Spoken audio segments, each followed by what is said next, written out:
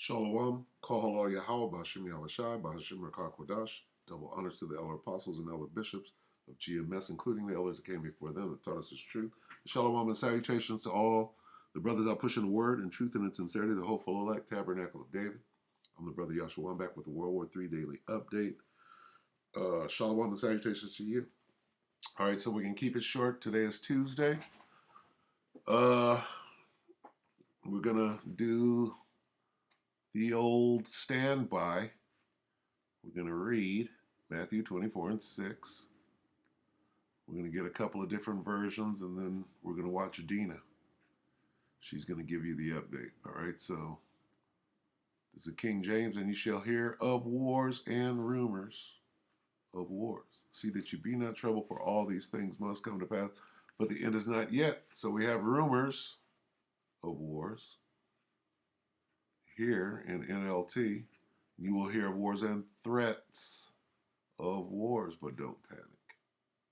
So we got rumors, we got threats. Come down. We always do this. I like to do this. Rumors. Look at all these rumors.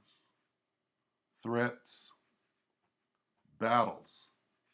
It's going to happen that you are going to hear battles and reports. So we got threats, reports, rumors, and news. Noise of battles close by in the news. So what's in the news? News of battles far away. Threats, rumors, news, and reports. Let's get some. This is yesterday, 23 hours ago. Dina Amelia Calmetta. Turkey. Turkey is a linchpin. Turkey goes both ways. Turkey's part of NATO when they want to be. And then when they don't want to be, they're against NATO. So that's a linchpin. Okay? Turkey ready for ground invasion. What? Turkey's ready to go to war with who?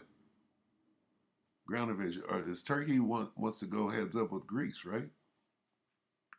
Okay. North Korea goal is for world's strongest nuke force. What? Russia, NATO tensions. Okay, so she's got a lot of, she's really good with the information, so I'm going to let her give the update today. I'll come back with one or two precepts and we'll go ahead and close it out. Here we go. Welcome back to the show, everyone. It's Dina Calmetta here, and for today's news, I do have quite a few headlines I'd like to share with you. And I'd like to start with this report in regards to the United States and Russia. It is being reported that nuclear disarmament talks between Russia and the U.S. that were set to take place this week have been postponed, according to Moscow's foreign ministry. Okay, and she believes that she's,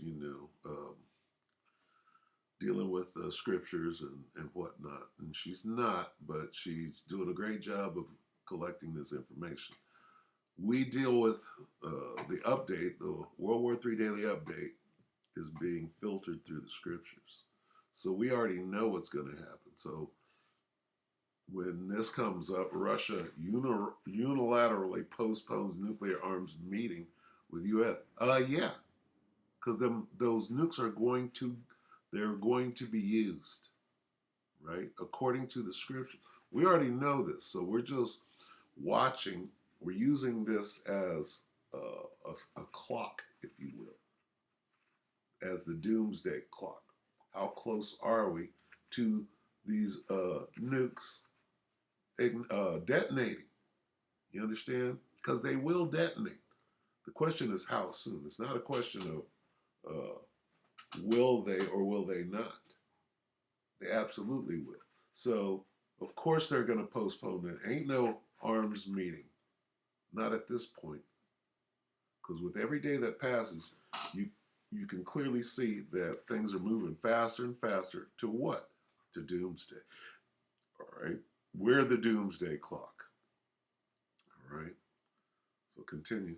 Officials from the two countries were due to meet on November 29th to December 6th to discuss resuming inspections under the New START nuclear arms reduction treaty, which was suspended in March of 2020. The Russian deputy foreign minister has since played down expectations of a breakthrough, although the talks were a sign that both sides at least wanted to maintain dialogue, even though relations are at their lowest since the Cold War. In the meantime, it's been reported that Israel has transferred intelligence dossiers to dozens of countries and international organizations regarding Iranian arms exports to Russia, with the goal of mobilizing more countries in the world to exert pressure on the regime in Iran. Senior officials at the Foreign Ministry said that on October 20th, a secret telegram was sent from the strategic wing of the ministry to dozens of Israeli embassies around the world, with a request to start a diplomatic campaign against arms transfers from Iran to Russia. In the telegram, Israeli diplomats were asked to contact the senior ranks of the countries where they were stationed to raise the issue of transfer of Iranian UAVs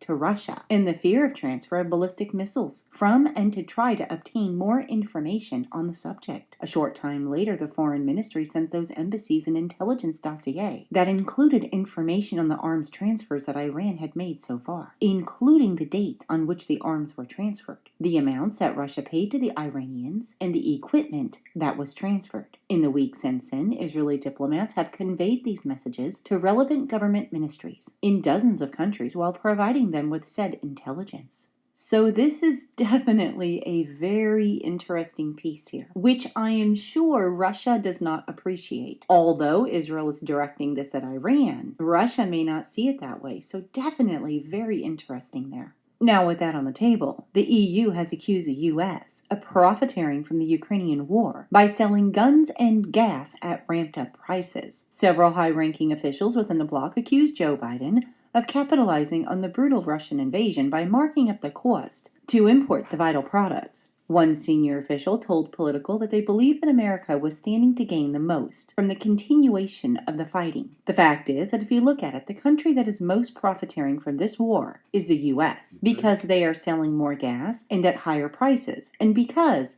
they are selling more weapons. And according to the scriptures, all of America's allies are going to turn on them for this very reason. All right?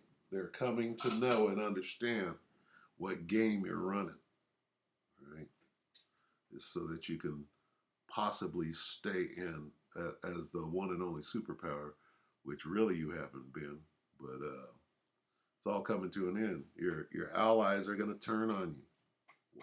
How do we know that? It says so in the scriptures. All right. On further to report that in recent months, Europeans have weaned off Russian energy and gas within the countries that were forced to look into the US for their oil. EU countries, however, pay roughly 4 times as much for gas as it costs in America, with cheaper energy becoming hugely competitive in the States. Businesses are looking to pump cash into the US fuel market with new investments, as some have even relocated their firms to the other side of the Atlantic. And it has sent some world leaders in Europe into a frenzy, with the French president recently saying that it was not friendly of the US to treat allies as it is. Meanwhile, European countries are suffering an arms shortage due to huge shipments that have been sent to Ukraine. Yet the Americans continue to send more, with the cost of supplying Ukraine to the US now at over $19 billion, as another $400 million was added earlier last week. One EU official said that the Inflation Reduction Act has changed everything. Is Washington still our ally or not? In the meanwhile, the UK Defense Ministry has confirmed that Britain is supplying Ukraine with modern laser-guided Brimstone 2 missiles, while shrugging off Brimstone. You hear that? Fire and brimstone. Make fire come down from heaven. Moscow's repeated warnings about the risk of triggering a direct conflict between NATO and Russia. The ministry posted a video clip on Twitter on Sunday showing at least one pallet of the high-precision missiles being delivered from the Royal Air Force. Just this statement right here. Okay. UK confirms transfer of advanced weapons to Ukraine. This thing is escalating out of control. All right. What nuclear talks? All right. No nuclear talks. Why? This thing is just going to grow and grow until ICBMs are being used, right? That's the end. The end are the ICBMs and the chariots of Israel. Undisclosed airfield. The missiles were part of a UK aid package for Ukraine, according to the ministry. The Kremlin has warned that as the US, UK, and other NATO members supply increasingly advanced weaponry to Ukraine, they are prolonging the conflict and risking a direct confrontation with Russia. Moscow characterizes the conflict as nothing short of a proxy war against the US and NATO, while Putin has described Russia as fighting the entire Western military machine. In the meantime, Turkey is ready for a ground invasion in northern Syria. Turkish officials stated on Monday that the Turkish army needs only a few days to prepare for a ground invasion in northern Syria, and such a decision could be made at a cabinet meeting on Monday. One senior official stated that the Turkish armed forces needs just a few days to become almost full ready for a ground invasion in northern Syria. He said that it won't take long for the operation to begin, and it depends only on the president giving the word. President Erdogan said that Turkey will begin the ground operation when it is convenient. All the preparations are complete. It's now a political decision. According to a source, Turkey has been in contact with Russia and the US about its military activities. Erdogan has completely brushed off United States warnings, stating that Turkey is determined to root out terrorists no matter where they are or who they regard as partners. Okay, so I was wrong about the Grecian thing, although they are in a conflict with Greece. But she kind of rumored that. But the Syrian operation has been going on for years now. They're bogged down over there because basically it's just a little proxy war, right? Between Russia, I'm sure China's over there on the side of Erdogan. Not Erdogan, but what's the guy's name over in Syria? Forget his name right now. But anyway, U.S. is fighting against Russia, right? In a proxy. All right, that's what this is about. But this Grecian thing is about to pop off as well. Comments come after Washington protested to Turkey about an airstrike that directly threatened U.S. troops working with Kurdish militias in Syria. And since Sunday, Turkey has carried out air and artillery strikes, dubbed Operation Claw Sword, in northern Syria and Iraq. Its targets are Kurdish militias that Turkey holds responsible for the November 13th terrorist attack in Istanbul that killed 6 and wounded 81 people. Last week, Turkish planes bombed a location just 300 meters from a U.S. base, prompting the Pentagon to accuse Turkey of endangering its troops in the fight against IS. Okay, so wait. Turkey and the U.S. are part of NATO. They're supposed to be on each other's team.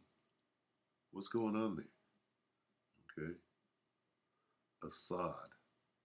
The Assad regime in Syria, I believe is his name. Assad. So Assad is the elected official. And of course, they've been trying to overthrow the Assad regime. You use that word as regime when you want to demonize somebody. Saddam Hussein regime. All right. What about the Babylonian regime? The Biden regime, right? Let's put that name where it belongs. Let's demonize the demons. All right. The Biden regime, the Trump regime. How about that? The Turkish defense minister responded on Friday by saying that Turkey is only targeting terrorists and that it is out of the question for us to harm coalition forces or civilians. With that said, Syria and Iran have been deploying new air defense systems Let me take that back. Turkey said what? We're only targeting terrorists. You're targeting the Babylonians is what you're doing, or the United States. Who are the terrorists? What are you doing over there anyway? How far is the U.S. from fucking Syria? Well, Turkey is right there on the border, but what are you doing over there? Who's the terrorist? That said, Syria and Iran have been deploying new air defense systems, including I want to hear it again, Slovakia. to accuse Turkey of endangering its troops and the fight against IS. The Turkish defense minister responded on Friday by saying that Turkey is only targeting terrorists and that it is out of the question for us to harm coalition forces or civilians. With that said, Syria and Iran have been deploying new air defense systems, including jamming and early warning systems, around Damascus in order to prevent Israeli strikes in the area. According to the report, the new systems were built by Korean and Chinese companies and provided by Iran as part of agreements reached between Syria and Iran. Sources told the Capital Voice that the Syrian Defense Ministry tested jamming systems in October, succeeding in getting Israeli aircraft to leave Syrian airspace at least twice. The source additionally claimed that Iran had brought two Bavar 373 air defense systems to the Damascus area. And the point, Salakia for interrupting, but the point of all of this, she's going from one theater of war to the next. Okay? She's going from one theater right here. This is the Valley of Yehoshaphat, the Middle East, right? Where the final war is going to. So you see war in all these different theaters. At what point do you call it what it is? World War III. One being placed near a town located near the border with Lebanon and just about 30 kilometers north of the Golan Heights. Israel Defense Forces chief said on Thursday that joint activities with the U.S. military in the Middle East would be significantly expanded in the near future. In the what? In the Middle East. Also known in the scriptures as the Valley of Yehoshaphat, God's judgment. Okay? The Battle of Armageddon, right? Which is an ambush to bring all the armies of the world, all the militaries of the world, to get them all in the strike zone to do what? To vaporize them. Then the one that you ignorantly call Jesus comes in and starts lopping off heads, whoever don't want to bow their knee to the King of Kings. That's what we're watching. This is a giant ambush being set up methodically and patiently, painstakingly. That's what all of this is. It's an ambush. Eventually, all the armies of the world in World War III are going to meet on the battlefield in the Valley of Jehoshaphat, if you will, Yehoshaphat. Why? Because they're being gathered together in the same area to spring the ambush. All right? When you understand how wars work, when you understand what an ambush is, okay? You sit there for days sometime waiting for the enemy to walk into the strike zone. All right? And that's what the Most High is doing. He did the same thing to Pharaoh, right? Shall I let this go? That's good enough. If you want to watch the rest of this, there's another 5 minutes or so. But I'm going to go into that real quick. I'm going to go into the strike zone. Salakia. All right? It's an ambush. Where is it? This. Okay? This famous picture. Where is it? Okay, it's going to come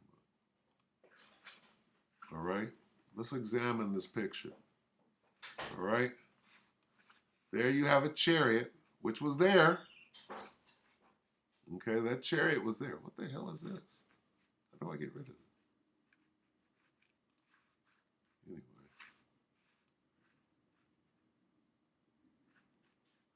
What the hell? Okay, anyway, so I'm going to go around it. Damn.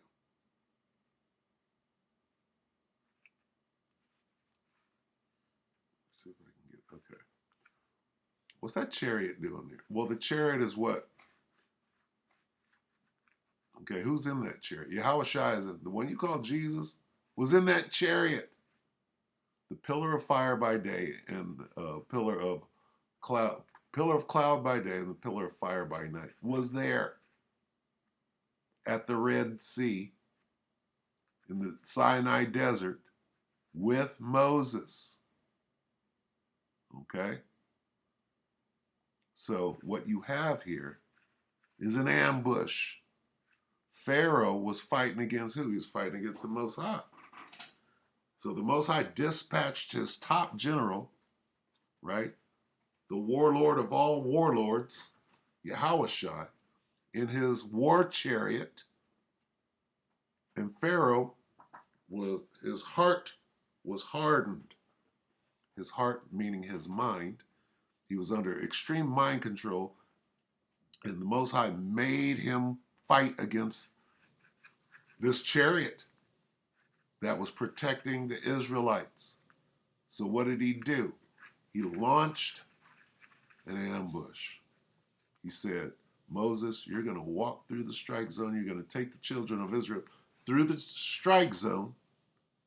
And then I'm going to make Pharaoh, I'm going to harden his heart so that you want to kill them inwards. Right? And so they rushed down after him, and they were right in the middle of the strike zone. Then what? Then they launched the ambush. Boom! And Pharaoh and his army got drowned. They walked right into an ambush. Well, it's the same thing in World War III. All right? This would be the valley of Yehoshaphat, the valley of God's judgment. He's going to judge them. He's going to bring them all into the Middle East, right? Into the middle. And then these things are going to come out, right? And take down all the armies of the world because they're all in the strike zone, the Middle East, the Battle of Armageddon. All right? That's what we're watching, called World War III. Go to Joel 3. Well, you don't know what you're talking about. Well, let's prove it. Okay? God says in Joel 3 and 2, I, as God, will also gather all nations and bring them down into the valley of Jehoshaphat. Okay? Let's read this in the NLT. I will gather the armies of the world into the strike zone, into the ambush zone, okay, which is the valley of Jehoshaphat or the Middle East. There will I judge them for harming my people. It gives you the reason why he's going to destroy all the armies of the world. Here's the reason. I'm going to judge them. Why? For harming my people and scattering my people and for dividing up my land. Okay? So what then does he do? He gathers them all in the valley of Jehoshaphat. How? By staging World War III.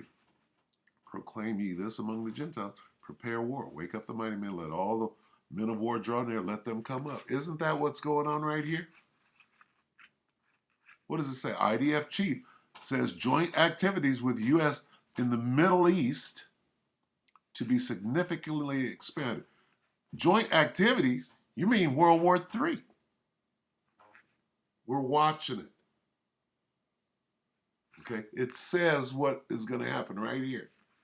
I will gather all nations and bring them down in the valley of Jehoshaphat. The valley of Jehoshaphat is in the Middle East. I'm going to bring all the armies of the world, right? I will gather the armies of the world into the valley of Jehoshaphat and launch an ambush on that ass, just like I did to Pharaoh.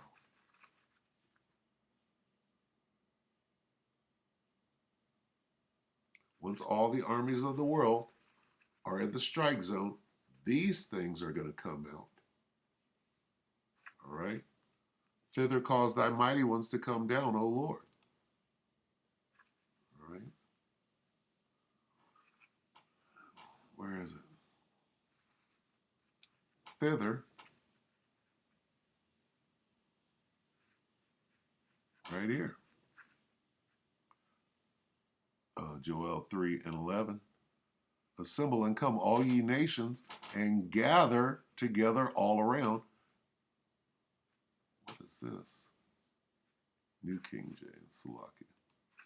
Thither calls thy mighty ones. Where is it? Right? Assemble yourselves and come, all ye heathen, and gather yourselves together round about. Those are all the armies of the world gathered in the valley of decision of Yahweh-Shaphat. Okay? Thither cause thy mighty ones to come down, O Lord. What does that mean? That means these things. Mighty ones are the angels. This is the top angel right here. You know him as Jesus. His name is Yahweh-Shai. Okay? And here's the battle. You should know how to do this by now, because we do it all the time. This is what World War III is about. Revelation 19 and 11. And I saw heaven open, and behold, a white horse. What white horse? This white horse. Okay? That white horse was in the Sinai desert. And he that sat upon him was called faithful and true. And in righteousness he doth judge the valley of Jud. There will I judge them. In righteousness he doth judge and make war. This is a scene of war. Okay? This is a theater of war. Okay? The Most High was at war with Pharaoh during this scene. And it was here that Pharaoh and his army got put down in an ambush right there. Okay? Now he's doing the same thing. So this guy here, okay, and he was, this is 19 and 13, Revelation 19 and 13, and he was clothed with a vesture dipped in blood, and his name is called the Word. Who's the Word? Go to John. The Word of God. In the beginning was the Word, and the Word was with God. Okay? Who's the Word? That's Jesus. Who was in that white horse? Who was sitting on that white? Who was piloting that spaceship? The Word. And who was with him? And the armies which were in heaven followed him upon white horses, spaceships, clothed in fine linen, white and clean. Okay? And here's the weapon systems. Out of his mouth goeth a sharp sword, lasers, that with it he should smite them. He's going to laser these fools to death. Jump down to 19. Revelation 19 and 19. And I saw the beast and the kings of the earth and their armies gathered together to make war against him that sat on the horse and against his army. That's what World War III is about. Getting them in the strike zone and then coming out of the fourth dimension and lasering them to death in judgment. Okay? All right, so it's only Tuesday. Sorry for going so long. Yeah, things are about to get interesting. All right? And about all these things being in the theater of war over in the Ukraine, just look that up. Let's get that real quick. UFOs, right? Sorry, Dina. UFOs, they don't even call them that more. UFOs in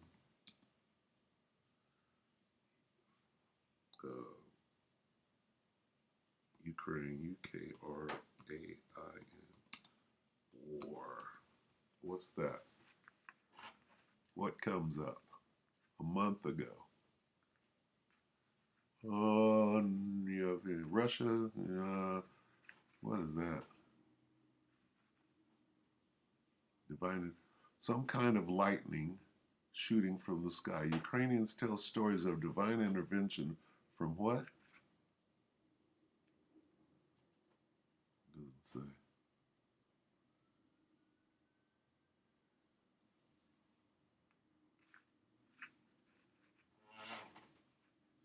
They know what's going on over there. Anyway, go watch this. for Ukraine. That's 8 years ago. And this war has been going on for quite some time. Winter War begins. That should be good. I need to grab that. What is this? Sky News? Not the most reputable. All right, so we'll end it there. Heavenly help for Ukraine, not for Ukraine, just to get it popping. I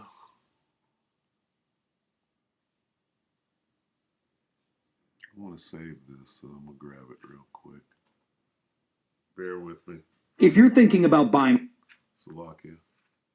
All right, so that's it for today's update. We hope that the electorate edified you, brothers and sisters, with that. Shalom.